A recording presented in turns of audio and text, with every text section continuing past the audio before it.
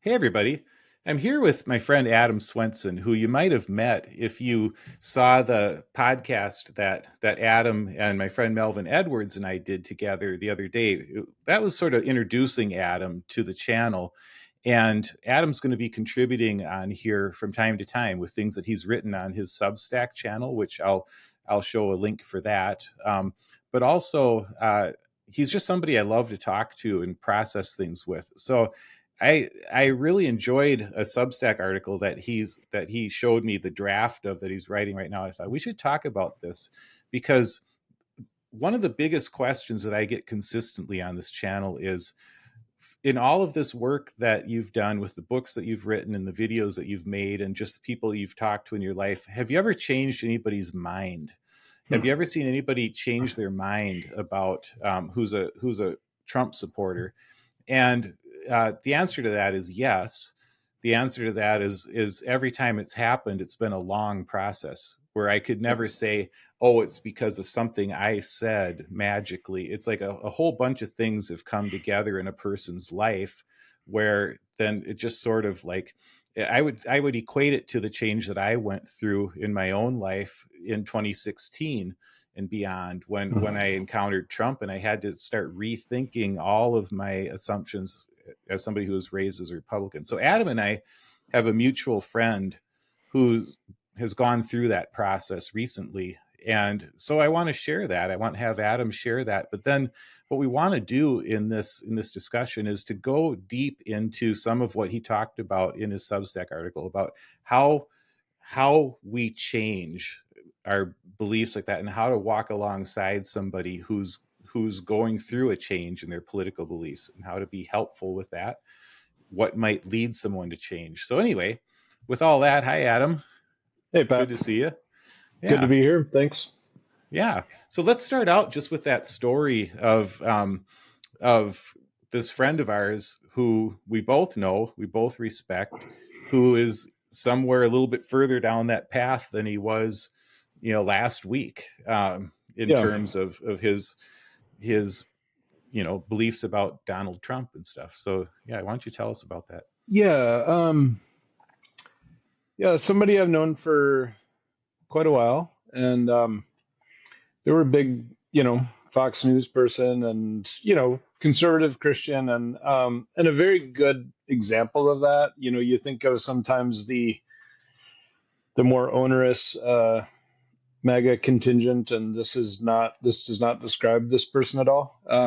Very loving, very much like what you would think of when you think of a Christian, fruits of the spirit, all that. So Right. I always thought MAGA was kind of an ill-fitting hat for this person because, yeah, there are aspects of MAGA that are, it kind of mirrors Donald Trump. I mean, it's kind of his thing that he made up, Right. and so some people that fits well with their personalities, and some people it doesn't. And so I never understood it, for the longest time, for 10 years. And but it just wasn't something we got into too much because it didn't seem to be constructive. And recently, so there was the Oval Office, the big blow up with Trump and JD Vance and Zelensky. Right. And I know they had been really rooting for Zelensky in Ukraine and this whole thing, and obviously seeing with moral clarity, seeing Putin as the aggressor in, the biggest land war in Europe since World War II, and seeing footage of this and all these people dying, and this is Putin's doing, Right. and so then when you see in the Oval Office Trump and JD Vance, parroting talking points and really just giving Zelensky a dressing down. And, I mean, I've heard a lot of commentators say this was a low point in American history, not in American diplomacy, just American history in general. Right. And frankly, I had to I had to try three times before I could actually get through the video. It was that distressing to me. Right. And seeing that, it was just that juxtaposition of seeing Zelensky and seeing Trump in that light, and I think the light bulb turned on, and all the things that I'd been seeing and I'd been saying in, briefly in conversations just kind of came through. And this is a traumatic experience in some ways. It's nice because it's like you kind of see something for the first time that you hadn't seen before, because there's a tremendous amount of inertia with being conservative, with being Christian conservative, and Hmm. for the most part, it had been a reasonable thing to be until Trump. I mean, that's So you're why so saying many it things was were. it was traumatic for him, you're saying. Yeah, yeah. I'm just saying. Yeah. I'm just saying in general. Anytime, like, Hmm. if you have a belief system that falls apart, it's difficult. It's Right. traumatic. It doesn't, because then you're like, I'm so far down the road with this, and this is such. I've been thinking this way for years and years, and this is kind of part of who I am, and this I've integrated this, and then this whole thing falls apart, and what do I do now? You Right. know, and And this is one yeah, thing. Sorry to interrupt yeah, you, no, but go ahead. we've got all night. Yeah, So, so true. one of the things that encourages me about this is that um, our friend was able still. There's still the ability for somebody to look at reality, to observe something, Yep, and to be changed by it. yep, And yep. this is why I think it's key what you're saying, that this person is like a serious Christian that we both have a lot of Right, respect for, right. and so many people get kind of frustrated with me in the comments on my channel, where when I talk about Christians who are Trump voters, where they say, how could you possibly call them Christians? It's like, because I know Yep, so many of these people. yep, And I think for myself, I went through this change when I first encountered Trump. Some people, where I ended up leaving the Republican Party because of him and all that. Some people did it the second time he ran for president. Some yeah. people did it the third time. But what's encouraging to me is that people who voted for Trump three times, some of them still, when they see clearly something that they can't deny about his Yeah, character or about his motives, they're still able to say, wait a second, I'm gonna back off. And like you say, it's a very uncomfortable thing to do, then, to have to start reorienting all. yeah, Wait, what have I been saying? What have I been seeing the last 10 years? yeah. I think it has to be a personal connection, and somehow, I mean, you have to, I've been thinking a lot about this because I just don't understand the mega ideology to me, and Christ's teachings are really antithetical to each other. So I don't know how you square that circle. It's never Hmm. made sense to me, but I know people think that way.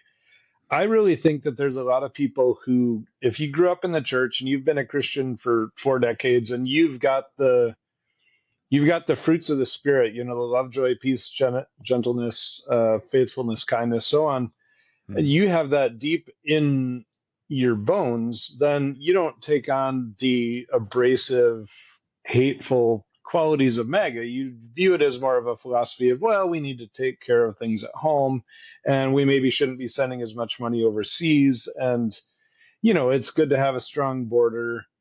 But, it's different if you help somebody get moved into an apartment and they're a refugee and they moved over from a war-torn country, and you get to know their story, and then they get deported. And it's this, Hmm.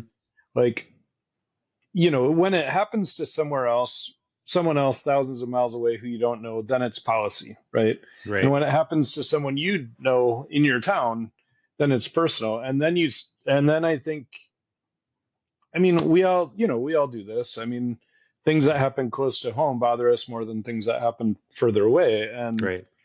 there's many things that we can compartmentalize and sleep just fine at night, because, if you let everything that was going on in the world bother you all the time, you'd never have any peace, Right. So, yeah, Yeah. that's and a big part. and one of the things that I appreciated about the story you told of him witnessing that Oval Office thing, and then just sort of in some ways just saying, no, I can't Right. do this. What I Right. appreciate about it is that it's actually, to me, it's a legitimate, um, it's a legitimate moral decision that he's making, uh, Hmm.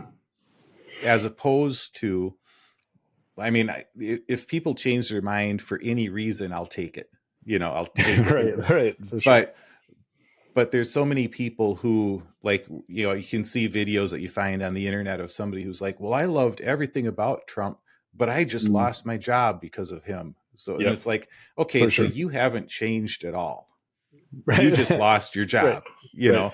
or like, I just made a video tonight about the stock, about the tariff thing that Trump is doing. What I Right. didn't do is say, and the stock market's crashing because of it, because honestly, I don't, it's not my thing on this channel to just try to convince people, well, the stock market might crash if you do this. It's Right. the Right. moral component Right. of it. It's the fact that he uses tariffs as a cudgel and that he lies about his motivations. Those are the things I care about. So whenever somebody like gets that and says, to me, that's so encouraging that people can still be reached by just saying, wait a second, I'm not going to go along with the lies. I'm not going to go along with the abuse. Yeah. And I just want to say, I've seen a lot of people make that, starting with me in Yep. 2016, Yep. Me and too. just people all along the way that they come to it at a certain. And I want to tell people, please be patient with folks. I get Yeah. irritated. It comes through sometimes on the channel, but be Right. patient with folks, because there's this whole set of beliefs. There's this whole structure that you can't just pull one thing out without a lot of other Right. things having to shift around. And that's kind of what your article is about today. So Yeah. you I want mean, to, it's. Oh yeah. You want to get into it a little bit? yeah. Sure. Well, so I was trying to kind of break this down philosophically a little bit. I have kind of gone through the deconstruction, reconstruction process as pertains to my faith, but really because my faith is very all encompassing. I mean, my political philosophy comes out of that, my philosophy of marriage, my philosophy of relationships with other people, of kids, pretty much everything. So it's a very to go through such a big change in belief is a significant thing, and it's traumatic, and it takes a long time, and it can mean reorienting your community in some fashion. So so I'm speaking out of personal experience here, and I have a lot of as much as it might annoy me at times that mega people don't see things that I think are obvious. I can understand. I can understand why. If I take a step back and be patient and be charitable, um, I can understand why. And so I think coming at it with that good intent and kind of good energy and saying, you know, we're for you. We want this is a step in the right direction, and we want this to work out well. So there's no "I told you so" here. Right. It's just hey, let's try to figure this out. So um, I thought it would be useful to start with what causes a belief system to fail. Mm. And so ultimately the deconstruction process starts because you've got this thing that you believe in, and this thing has explained your life experience in an adequate way. You have a worldview that's centered around this thing, and it's always kind of made sense. But Hmm. then something happens in this equation where it no longer explains your experience. Maybe you have some sort of eye-opening um, fact, and Hmm. then you have to try to integrate that. Like, I mean, I'll give kind of a not trivial, but kind of a funny example. A lot of people really hate the term white privilege, which Mm. I get. It's a loaded term, and I really disliked the term for a long time. But we have another mutual friend who has actually did this tattoo, and Mm. anyway, So I grew up in a small town in Wisconsin, kind of middle class, upper middle class neighborhood. Neighbor was a lawyer and a dentist and whatever, and um, very stable upbringing. And it was it was only eventful in good ways, like we would take fun trips and things like that, right? So this friend of mine grew up in Raleigh, Durham, and, kind of rougher area, blah, blah, blah. And he's walking home from school, 12, 13 years old, and he's being recruited by gangs. Mm. And I was like, when I was 12 or 13, I don't think I had the fuzziest notion that there was such a thing as a gang, and I wouldn't have even begun to know where to find one. I couldn't have gotten recruited by a gang if I'd tried. And so I think I'm exerting. where you're from, I think they call them militias. Yeah, there you go. Yeah, so uh, he has to exert great moral force to just stay on the path that I was on by default. I was just going Mm. to be on that path anyway, and I didn't have to do anything. So I said, okay, yeah, there's a pretty significant difference there, and I had a certain advantage. So that's a thing. I ran into this fact of our experiences that I then had to reconcile, and I said the only way for me to reconcile this fact is for me to concede that my upbringing gave me certain inherent advantages and to own that. And Mm. if the social term for that is privilege, then that's what it is. Mm. So anyway, so what can cause a belief system to fails to explain your experience, or in this case, MAGA is, I think of it often as kind of a cult of personality that's built around Donald Trump, because that's kind of what it is. I mean, I know people might find that offensive to use the term cult, but Mm. like the song, the Living Color song. It um, it's a cult of personality. It just is. I don't yeah, use the phrase an awful lot on the channel just right, because I have this hope that Trump supporters are gonna listen to me, and I don't want to just turn them off. But the right. fact is, uh, not everyone who votes for Trump is part of the cult. But the people who are part of a cult they're not the ones that I'm trying to reach, because Well, to me, like I've said, that type comes out with fasting and prayer. yeah, yeah, Not yeah. so much Well, with and hearing a bald guy on the internet. right, or two bald guys on the internet. um, Yeah, and it's been interesting after the Zelensky thing. I would see, people posting on Facebook, and there was this thing making the rounds of, well, what you don't understand is Trump's a chess master who's thinking 10 moves ahead, and he really did this on purpose, and this was all set up so Zelensky wouldn't join NATO, and this would happen, and this would happen, and this would happen, and this would happen, and he's got this all planned out 10 steps ahead, and so he faked having a meltdown Right. on live TV. And it's like, well, or, Occam's razor would suggest that the simplest solution is the one more likely to be true. And it's like, well, this is his character and he does this in every situation. So maybe Right. he just was being who he is. But Right. there were people to whom that is not an acceptable answer. So they will find any other answer, no matter how implausible, to explain this. Mhm. And so I'm just seeing a lot of these and I'm going, what? Right. How does this work?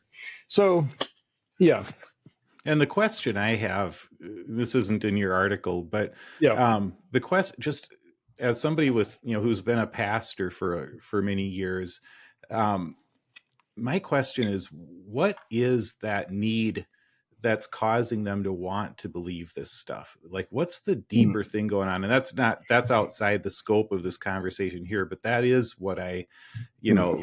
like what is it that's being fed by this, that would cause you to Well, have to throw out so many observable facts and to right, trust in this orange, you know, right, Florida man. So, right. Well, I mean, it's conservatism, right? I mean, the belief is, if you're an evangelical, white evangelical in America, conservative, you're believing in Jesus, but you're also believing in republicanism, right? And Hmm. conservatism. And Donald Trump, for better or worse, Donald Trump is republicanism right now. And Hmm. so this is, um, you have two things that are holding up the pillar here, and if Right. one of them falls, that's tough. And so I think Right. if you lose faith in Trump, then the whole thing gets pretty shaky, and that's a pretty untenable situation Right. Yep. And I emotionally think for people. So it's good to recognize that, because I think people need to lose faith in Trump.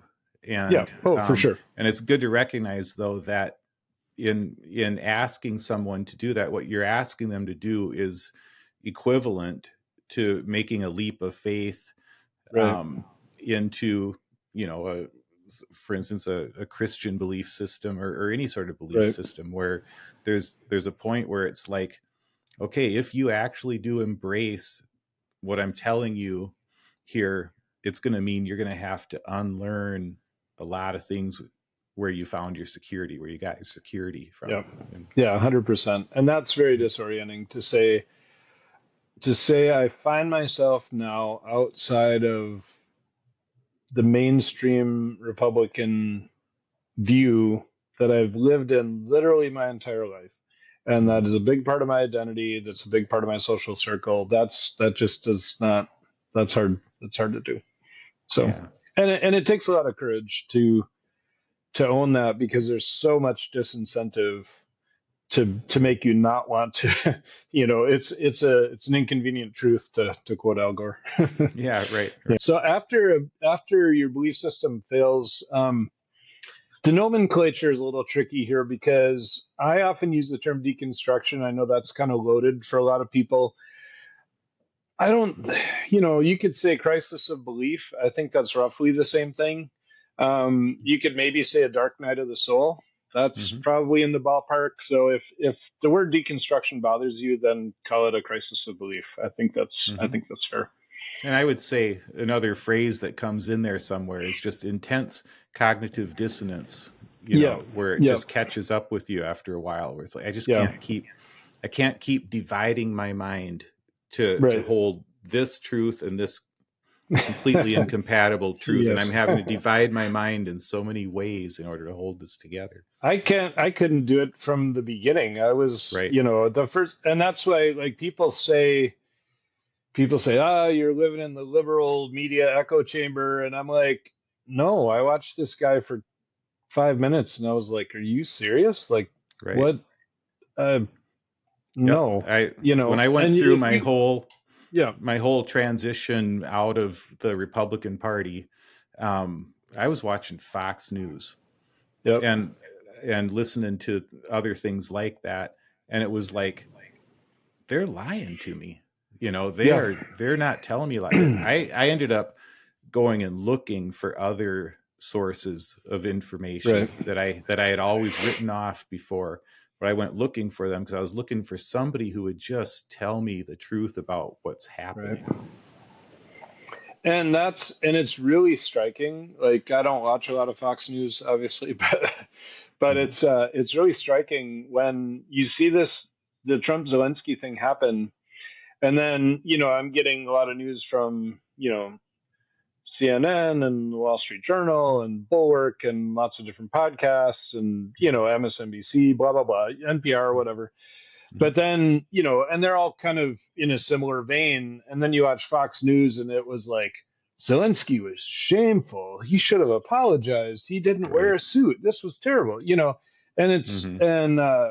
and they're saying this was inexcusable, but they're saying it about Zelensky rather than Trump. And I'm like, man, this is just a alternate Hmm. universe over here. And Right. it's, And yeah. And if that's what you're hearing all the time, I mean, and if that's what you're hearing all the time, and everyone around you is also thinking that, like, there's very little incentive to change your mind or reason to, that right. has to be some sort of big thing, you Right. know. Yeah, exactly. Well, I thought it might be useful to run down a little bit of a list of things that have happened recently in MAGA world that might be triggers for Hmm. this. That sound good? Yeah, this Yep. is the hopeful portion of the program because I Yeah. saw your list and I thought I'll roll with this. The cynical side of me says there are some people that'll go with him wherever he goes, but Yeah. this is the hopeful and portion of and the and there program. are Let's there yeah, yeah there's a certain percentage who just will, 2029 we could all be living in bomb shelters, and people, some 5% of people will be like, he did a great job. right, So right, there's nothing you can do about that. right. But But yeah, these recent happenings, I liked your yeah. list. So why don't you take us through it? So Zelensky meeting, obviously that was the first one. We side with Russia. We side against the European ally. The entire rest of the world, other than Russia, is appalled. Russia is overjoyed. Hmm. Kind of speaks for itself. Yep, Um, that's where in the old days you would just think case closed, and it probably would have been right. case closed if Yeah. that had happened in 2017. Right. But Well, this is how or far we've come. yeah, yeah, yeah. That. And do you think if Joe Biden had done that same thing, Mhm. can you imagine Oh yeah, the yeah, level of outrage? And that kind of tells you right there too, like, right, how can you be siding with Russia? It's yeah. right, So right. um, second thing is the tariffs and the trade wars. I've been doing a lot of research on this and just thinking it over, reading economists talking about it, and you know, Trump's guy who's leading this is an economist. He has a degree from Harvard, but he's a maverick. Mm. Most people don't agree with his thinking on tariffs, and a lot of his purpose in this is to bring manufacturing back to the U.S. He's thinking we've Hmm. lost too many manufacturing jobs. We need to bring manufacturing back to the U.S. Well, even if you are able to bring manufacturing back to the U.S., it's like, well, we should build more cars and trucks in the U.S. Well, we have to build plants to do that. Like that's, Right. we're not going to see anything rolling off the line for 5 years minimum. And so in the meantime, our vehicles are just going to be much more expensive. I saw one thing where there was a truck that this dealer had a truck sitting on his lot that was an $80,000 truck, which I was like, an $80,000 truck. And then this Mm. tariff happens, and it's like, well, now it's $100,000 truck, and I Hmm. had it sold, and now it's not. And this was actually on Fox Business, and then the anchor lady was like, "This is a travesty. We need to build more cars in the U.S. so this doesn't happen." And it's like, well, and the other guy was like, well, we get parts shipped in from all over the world, and the tariff hits those parts, and it's just things are interconnected, and Hmm. they're interconnected for good reason. So yeah. So anyway, so there's trade wars with Canada where we get our fertilizer for farmers, we get a ton of our fuel, we get most of our timber, so on and so forth. And Canada is furious with us. I've done an informal poll with friends and family who live in Canada, and I say, how many Canadians are legit furious with Americans and are going to boycott buying all American goods? And they're like, a good 75%. Hmm. And so Canada is hitting us with reciprocal tariffs. So all of our stuff is going to be 25% more expensive there. And 75% of Canadians are not going to buy anything American unless they absolutely have to. And Hmm. one of the prime ministers talked about 100% tariff on Teslas. One of the prime Yeah, minister right. candidates, which I Yeah, thought the was candidate. Yeah, hilarious. I saw her say that. Yeah. Yeah, Yeah. and my theory on this, by the way, is so we're Yeah. recording this, I think, during Trump's dumb speech, and Otherwise known as we're the State of the Union. yeah. I guess I shouldn't assume that it's going to be dumb, It but will.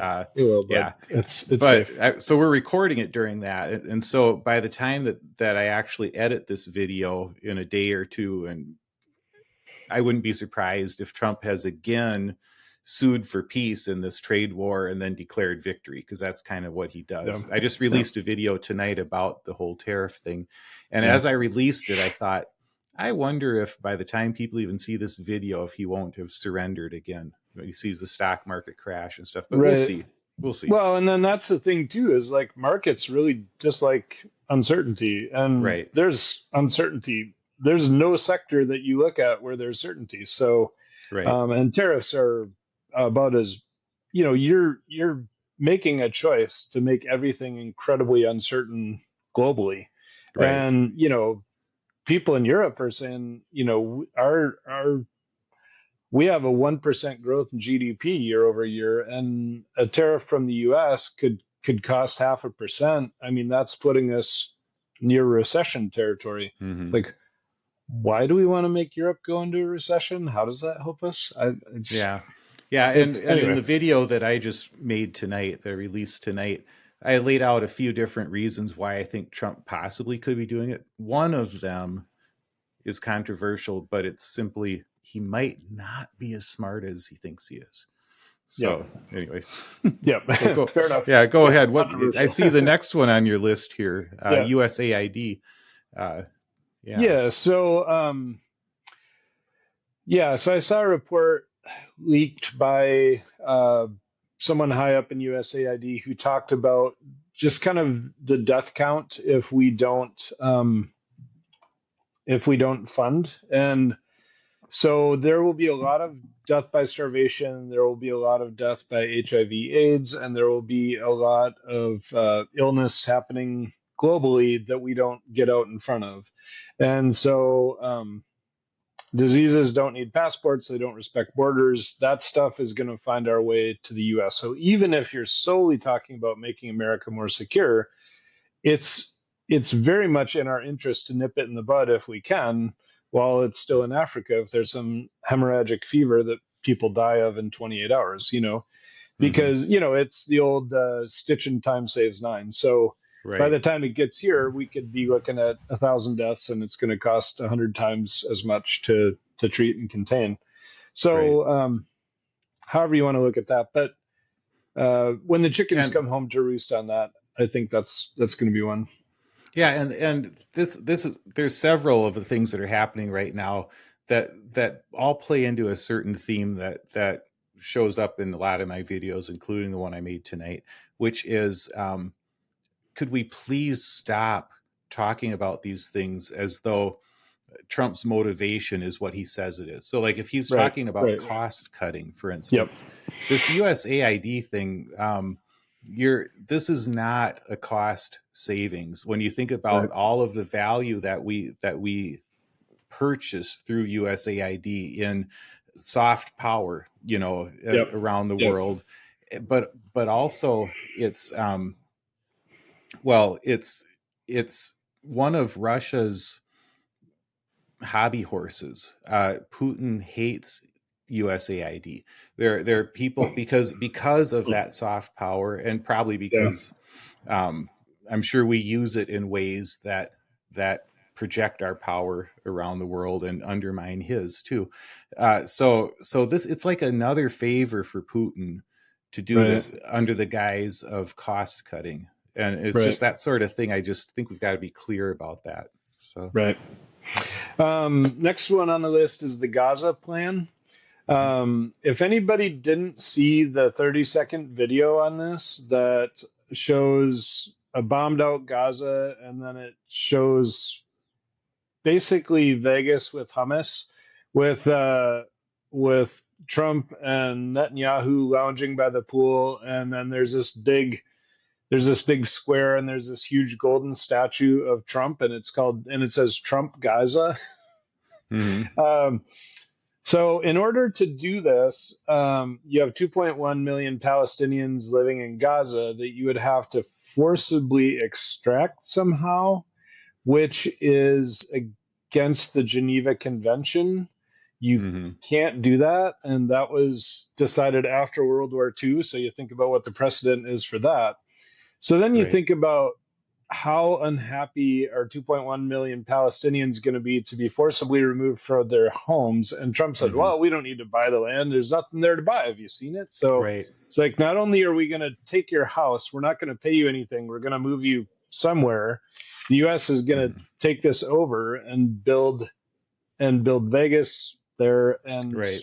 we're and that's going to make us better somehow, and Right. is that Where are And we here's the gonna? stupidity Yeah, of all of this, Adam.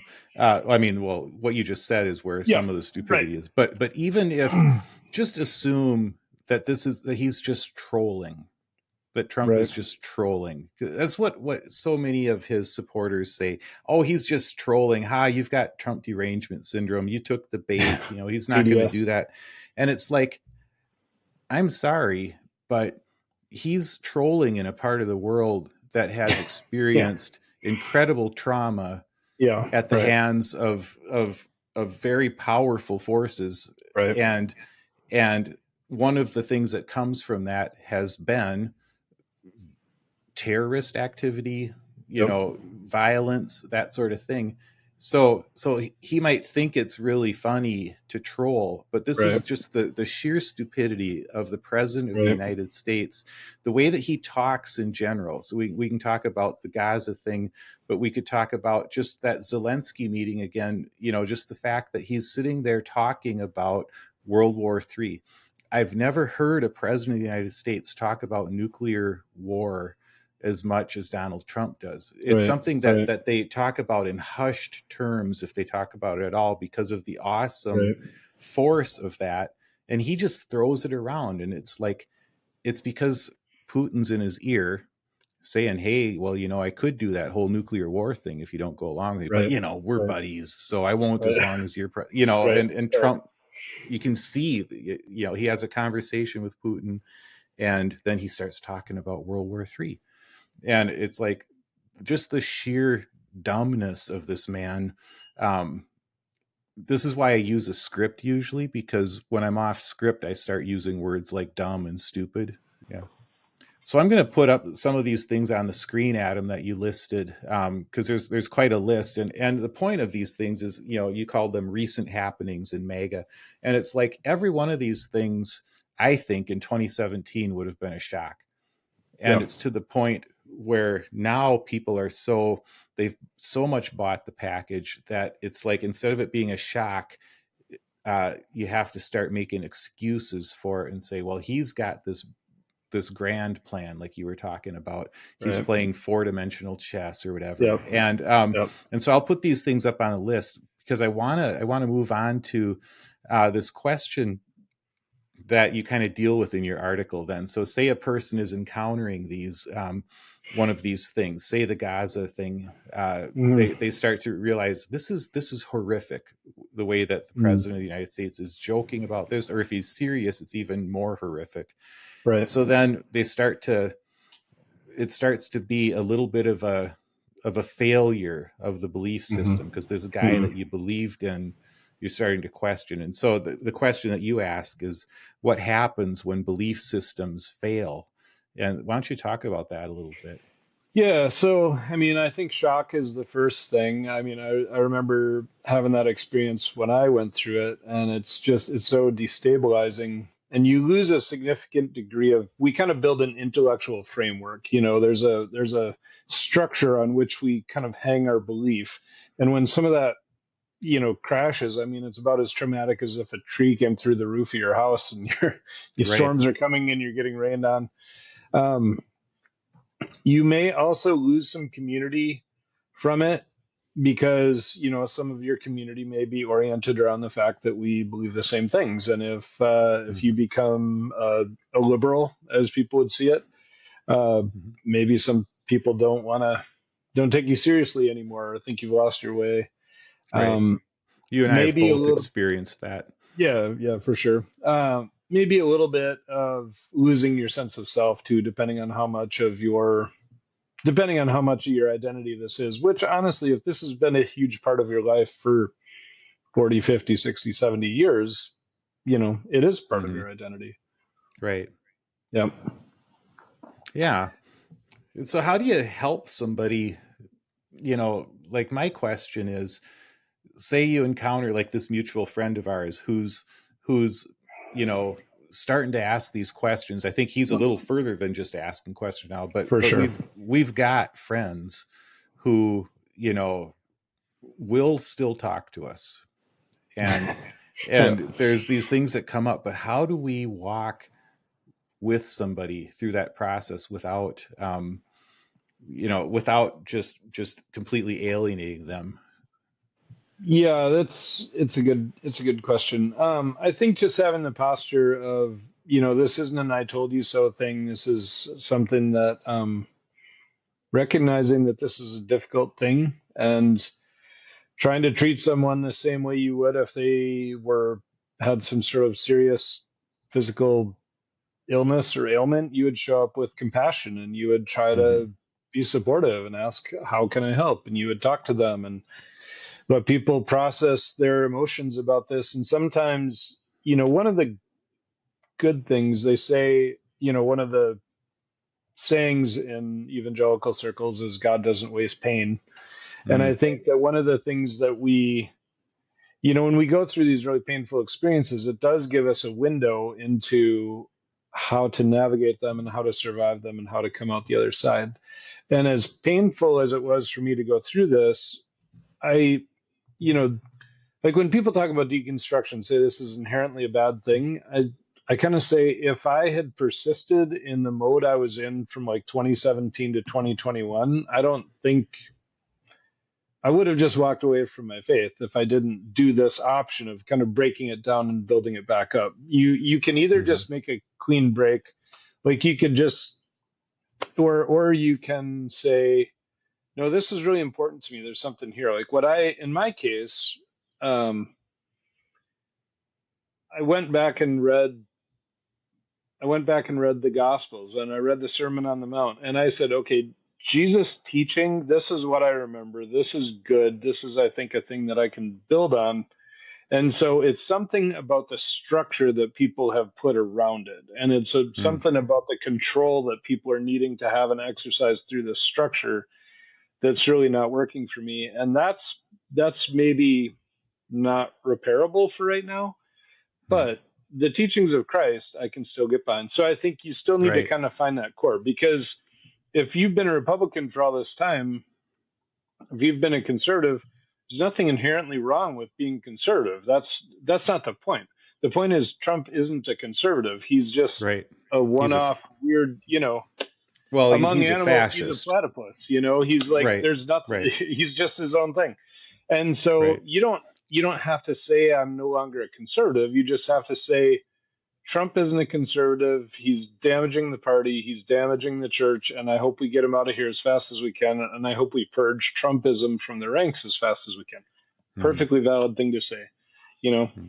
And so I think, but, not trying to settle in too quick to a position. Like you want to, it's kind of the nature abhors a vacuum thing.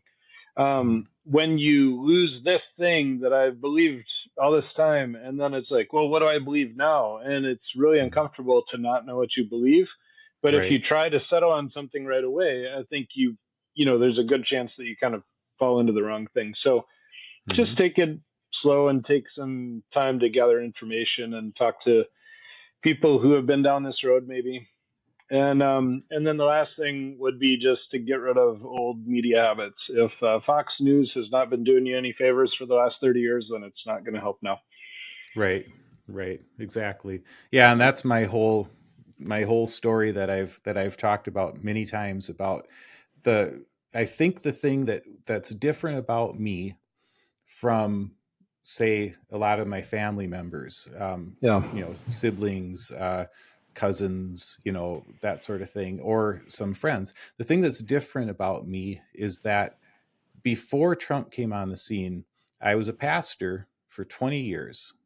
And as a pastor, I made a decision to detoxify from all the right wing stuff, from all the media stuff I've been listening to. So it was probably 18 years of just complete uh, detoxification from all of that stuff. So then I retired in 2016. I from ministry, and I tapped back into politics, starting with Fox News because that's what I Yeah. had been Sure. watching Yeah. before, and it was like, what?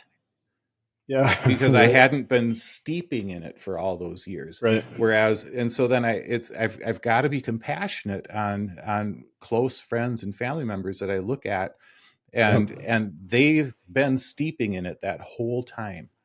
Yep. And Yep. so like in the same way that you said, if something, if something bad happens because of our government, overseas, well, that's policies. That's policy. But if it's your neighbor, that's getting deported, that's all of a sudden it's a friend. That's Well, personal. Yeah. in the same way, I think for a lot of people who might watch this channel and not have as many close relationships with people who, maybe didn't come out of the conservative movement yourself the way I did, or conservative Christianity, um, and it's easy to just write off all these people who are Right. now 3-time Trump voters. I don't excuse them for that. I get pretty irritated with people I love, but I can't write them off, because it's like, it's one thing if it's at a distance, it's like, yeah, well, they're just these people, but when it's, these are our family, these are our friends, these are people who are dear to us. And so that's why I just appreciate the way you framed this up in this article about how, making that choice to leave the MAGA movement is just very much like going through a really hard thing, like deconstructing your faith, or in a positive way of putting it, to embrace Christ, or to embrace some new world view where you're finding life. But that comes at a cost. It's never just a embrace of something new. It's always, you're leaving some things behind that were precious to you, whether they were good or bad. They were precious to you, and you're having to leave those behind. And I think we need to have compassion on people going through that. Yeah, 100%. And I think, if people have found there to be cognitive dissonance with MAGA, I know some people don't, but I it's very hard for me to understand that. But right, if you have, they're not my audience. Right. If you've been trying to reconcile those things and it's been difficult to do, well, now it's easy, because now really the thing you're building on is my relationship with Christ is really the primary thing. And my political philosophy needs to be done in light of that, in reference to that. And I think that's really much more how it should be. So I found it very liberating, because I don't have to adhere to one thing or another. I can be, now I'm, obviously, because being in an anti-Trump position puts, if you're voting against Trump and you want to make an effective vote against Trump, then you really need to vote Democrat. Like, if you vote independent, it really doesn't help. So then you have to make peace with some of those things. So that's part of what is difficult about it. But it's the nature of having a choice A or choice B binary system in U.S. politics. So right, yeah, exactly, yeah. And I always tell people, if you want to vote third party, vote third party. It's something, and it's not. It's a vote not for Trump. So that does count. And that's where I was at in 2016. 2016, I voted third party. I just couldn't bring myself to I hadn't made the full. I had to process an awful lot before I would end up voting for Democrats. And now I kind of laugh at it, but that was a huge process for me. It wasn't until 2018 midterms that I decided, okay, if I'm going to defeat this fascist movement, which it was already showing signs of it in 2018 of being a fascist movement, and now it's like obvious, like it's not even controversial to say that. But it's if I'm going to defeat this fascist movement, then I need to actively join forces with a coalition of people who I might disagree with some things, but but that took a while to get there. So I'm just going to wrap this up with, I just want to remind people the reason we started this conversation is that Adam and I have a mutual friend who, after voting for Trump 3 times, has chosen against Trump now because of seeing some things. And it's not selfishness. It's not because, oh, I lost my job. I want to encourage people that people are still able to make moral decisions, rational decisions, and if it seems strange that somebody who's a sincere Christian could find a rationale for voting for Trump 3 times, I'm here to tell you that it's a whole package that Yep. people have to sort through. And so I appreciate your article, Adam. People can Yep. read it on Substack, and it's like a start in terms of thinking about this stuff. I like the way you framed it up, and I hope that you make a lot more content about helping people to walk alongside of people who are making these decisions, who are changing, and giving people rationale. That's what I'm trying to do here. So Yeah, no, you were an inspiration to me for sure. well, thanks. Yeah. Yeah. Well, all right. Well, I Well, really appreciate you coming on here. yeah, you bet. So, And you can find the Substack at Friendly Neighborhood Philosopher, and I think it'll be down in the show notes too. all right. Sounds good. Well, Okay, thanks a lot, thanks, Matt. Adam.